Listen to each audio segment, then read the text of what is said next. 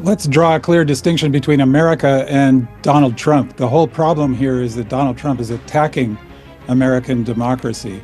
And with respect, you're not doing Prime Minister Modi any favors by justifying his behavior by using Donald Trump as an example. Donald Trump is an authoritarian who exploits ethnic nationalist fear and resentment in order to seize power. And I don't think you want to make that comparison with Prime Minister Modi. That's a pretty uncomfortable comparison to make. The fact is that President Bill Clinton, who was a Democrat, acted more decisively against illegal immigration than Trump. This is a fact that is borne out by concrete evidence, and America still continues to preach. There were American senators who were preaching us during the CAA protests, which, by the way, our Supreme Court branded as illegal because they stopped a main arterial road, inconveniencing millions of commuters for 6 months. That is not democracy. The right to protest is not right to prevent. And the fact of the matter is that American presidents have come over to India and made us listen quietly about human rights situation. I remember President Obama coming over in 2015, I think it was, and he was preaching to us, waxing eloquent about how minorities' rights have to be respected in India. When in 2012, just 1 year of Obama presidency, there were 207,000 violent hate crime attacks on blacks alone. This is that same America that says Osama bin Laden was a freedom fighter when it was fighting on America's side against the Russians in Afghanistan. Then he was fighting for freedom. But then suddenly he becomes a terrorist. So let's not go by what America and Americans think. And we're going to ask certain direct questions of the Americans. And I'm going to first begin with author Spencer Critchley. We've, of course, spoken earlier, Mr. Critchley, under different circumstances. You're a journalist from California, so you know the innards of this problem. You also, of course, have lived in a very liberal state, but I don't see this as very liberal. Nonetheless, I'm going to get off my soapbox, and I'll leave it to you to respond. Can America tonight really look itself in the mirror and say it's a functional democracy and that it can actually tell others where to get off on that subject? Let's draw a clear distinction between America and Donald Trump. The whole problem here is that Donald Trump is attacking American democracy. And with respect, you're not doing Prime Minister Modi any favors by justifying his behavior by using Donald Trump as an example. Donald Trump is an authoritarian who exploits ethnic nationalist fear and resentment in order to seize power. And I don't think you want to make that comparison with Prime Minister Modi. That's a pretty uncomfortable comparison to make. You're the only one making that comparison, Mr. Critchley. Let's not be too clever by half. You're the only one making that comparison. I didn't. I even said I'm not indulging in whataboutery. Yeah, you said that after indulging all of this. So please take my words. No, don't misquote me. I invite you to play back. No, hang on. I'm sorry, please don't. I'm sorry. 1 second, Mr. Critchley. I'm willing to have a discussion. You made an accusation. I'm not just willing putting to be my point spoken across and I'll over. let you continue. If you want to try to speak over me, I can talk longer than you can. I guarantee it. If you're here just to... I invite you. Hang on. If I you're just invite you here to watch the tape that you just broadcast. Just a minute, no, sir. I'm sorry. I will not be spoken over. I will have a discussion. No, I'm sorry. You can't make an accusation and run roughshod over somebody who's protesting. You can respond to what you call my accusation with facts and evidence, not by talking over me. I invite you to roll back the intro that you just gave us. Yes. The problem is not American values. The problem is Donald Trump's attack on those American values. I disagree with you. And I'll tell you why, if you allow me. If you allow me, that is. I will allow you now that I'm finished talking. Please go ahead. Okay. Now, this is what I've written a few days back. The sword arm of the hard left has drawn an arc of incendiary violence across Los Angeles, California. Well, that's ridiculous. Well, who are these people then who've hit the streets, who can't contain themselves, who are provoking the state of America? Who are these people who are burning people's cars? Do you want an answer to that? Yeah, tell me. That's a minority of criminals and self-styled anarchists who love to show up at events like this, especially if you provoke them. If you actually look beyond the inflammatory images carefully cherry-picked to show it, making it look as if Los Angeles is burning, as you said, which is not true, you will see that by far the majority of the protesters have been nonviolent. The ones who are committing violence are sabotaging the cause they claim to stand for. And as the mayor of Los Angeles, all the local authorities up to the governor of California have said repeatedly, anybody who breaks the law, especially if they commit violence, including especially violence against law enforcement officers, are going to be prosecuted, and they are being prosecuted. Hundreds have been arrested already, but those hundreds are a small number of the many, many thousands who have come out to protest peacefully, to stand up for America's values, which are the values of democracy, not the values of authoritarianism, which exploits ethnic nationalist hatred. Mr. Critchley is being very selective, viewers. He describes this as a very small minority. It's exactly that very small minority that came out onto the streets of India, viewers, not once, not twice, but 3 times in quick succession over 3 different issues, and did exactly what these anarchists are doing. And let me tell you, viewers, we saw anarchy in America a few years ago when Trump lost an election.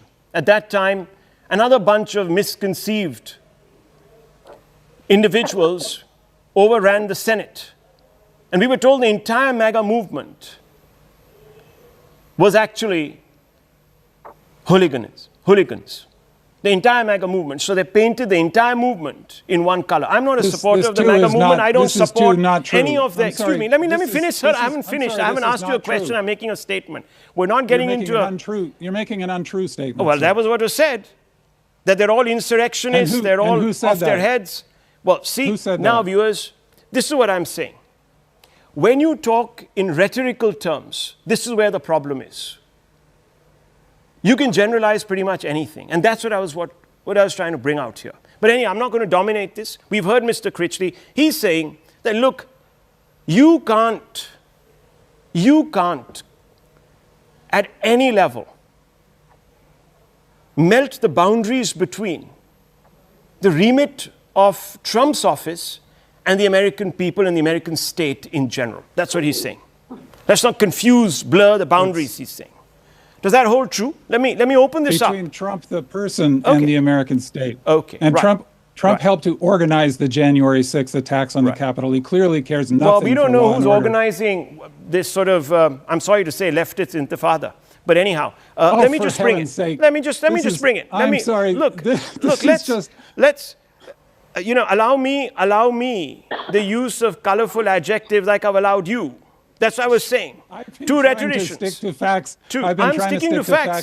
You yourself said that these people are a small minority of people who don't care about American law. I don't know what else to call them. Anyhow, so I don't know. You want me to call them insurrectionists? We'll call them insurrectionists. I won't call them people. I did not. They are not insurrectionists. Okay, they're not insurrectionists. Then what are they? They're criminals. Loosely used terms, viewers. And he'll say with long history sheets, if that is the case, then why aren't they outside of America? Why aren't they being thrown out of the country if they are history sheeters and they're also illegals? I would think that would be... The people who are being arrested are honest, hard-working people. Right, that's what you claim. That's what you claim. Your own president claims... No, this is... No, hang on. Your own president claims they are... No, hang on. They have long history sheets and they need to be kicked out. If people were to actually look up the facts, they would see that the Trump administration has a really unsuccessful record of arresting criminals who are here illegally.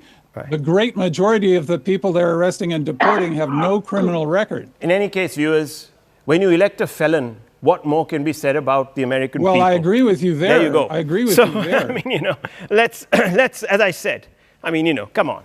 If you're going to elect a felon, viewers, that says very little, in my mind, about the way the Americans take their own democracy. Let's go out to Dr. Ranganathan. Dr. Ranganathan, we've had it with America, giving the whole world a lecture. And I don't want to make that distinction between Trump that is so artfully being made here in the American state. Just flip the coin. Go 4 years back or 3 years back, and Biden was saying pretty much the same thing. And under him, too, there was a lot of violence. Let's be honest. Good evening, Rahul, and good evening to my fellow panelists. I hope you give me a fraction of the time that you've given to the previous panelists. Um, I think you gave him 7.5 minutes, which, according to me, going by his rants, was 7.5 minutes too many. 3 points I'd like to make here. Number one, America has been traditionally, and more so now, is living in a glass house. The only difference is now the world is pointing that out to the Americans because of social media, because of much more independence of views to and fro going across continents. This wasn't the case 30, 40, 50 years ago. Now, the fact of the matter is that the previous panel very nicely and conveniently dissociated the president, almost saying, not my president, dissociating the problems in America right now with the problems that America have originated in America, offloading it to Donald Trump. The fact of the matter is it's not the case. Demography is destiny. 10% of California's current population is made up of illegal immigrants. A third of California's current population is migrants. The fact of the matter is that California is being run over by illegal immigrants, and if any president wants to take a step to either ebb that or to correct that situation, he is immediately branded as a bigot and a racist or a fascist or whatnot. The fact is that President Bill Clinton, who was a Democrat, acted more decisively against illegal immigration than Trump. This is a fact that is borne out by concrete evidence, and America still continues to preach. There were American senators who were preaching us during the CAA protests, which, by the way, our Supreme Court branded as illegal because they stopped a main arterial road, inconveniencing millions of commuters for 6 months. That is not democracy. The right to protest is not right to prevent. And the fact of the matter is that American presidents have come over to India and made us listen quietly about human rights situation. I remember President Obama coming over in 2015, I think it was, and he was preaching to us, waxing eloquent about how minorities' rights have to be respected in India. When in 2012, just 1 year of Obama presidency, there were 207,000 violent hate crime attacks on blacks alone. This is that same America that says Osama bin Laden was a freedom fighter when it was fighting on America's side against the Russians in Afghanistan. Then he was fighting for freedom, but then suddenly he becomes a terrorist. So let's not go by what America and Americans think. We know that their credibility is only thing lower than their credibility is their intelligence. The fact is, for the first time, India is standing up to what is right for us. And this was absolutely evident during the start and after, in the wake of the Russia-Ukraine war, when the West, including America, was demanding and forcing us to stop buying Russian oil. And we said nothing of the sort. We will do what is in our interest. Because remember, even 9 weeks beyond the Russia-Ukraine war starting, America itself was buying the oil. India right now is processing oil that is being bought by Europe. So we are not going to be tied down or shackled by the duplicity and hypocrisy of Americans. We are going to do what is in our interest. If Americans still think that having kowtowing to illegal immigration in California is fine by them, let them think so. Let the previous panelists think so. Let the previous panelists have 10 illegal immigrants put up a tent inside his house. I don't give a toss. But as far as my country is concerned, I am going to act decisively what is in my country's interest.